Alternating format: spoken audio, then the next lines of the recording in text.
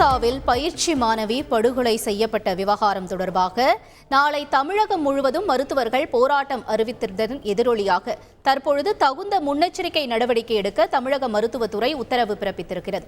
கூடுதல் தகவல்களை செய்தியாளர் தாய்மானவன் வழங்க கேட்கலாம். தாய்மானவன் வணக்கம். என்னென்ன முன்னெச்சரிக்கை நடவடிக்கைகளை மேற்கொள்ள மருத்துவத்துறை உத்தரவு பிறப்பித்திருக்கிறது? முழு தகவல்கள்.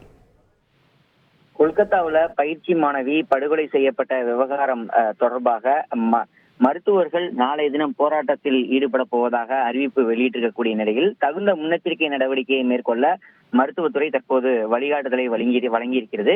குறிப்பா அரசு ஆரம்ப சுகாதார நிலையங்கள், மாவட்ட மருத்துவமனைகள், மருத்துவக் கல்லூரி மருத்துவமனைகள் மற்றும் தனியார் மருத்துவமனைகளில் பணியாற்றக்கூடிய மருத்துவர்கள் நாளைய தினம் போராட்டம் நடத்த திட்டமிட்டிருக்கிறார்கள்.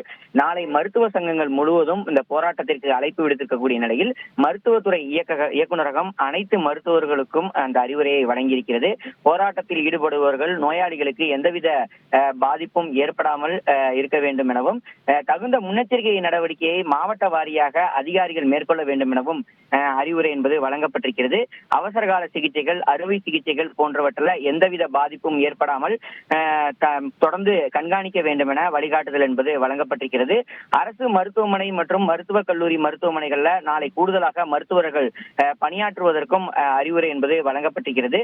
அனைத்து மாவட்ட மருத்துவ இணை இயக்குநர்கள் மற்றும் துணை இயக்குநர்கள் இதனை தொடர்ச்சியாக கண்காணிக்க வேண்டும் என மருத்துவத்துறையின் சார்பில் உத்தரவு என்பது வழங்கப்பட்டிருக்கிறது.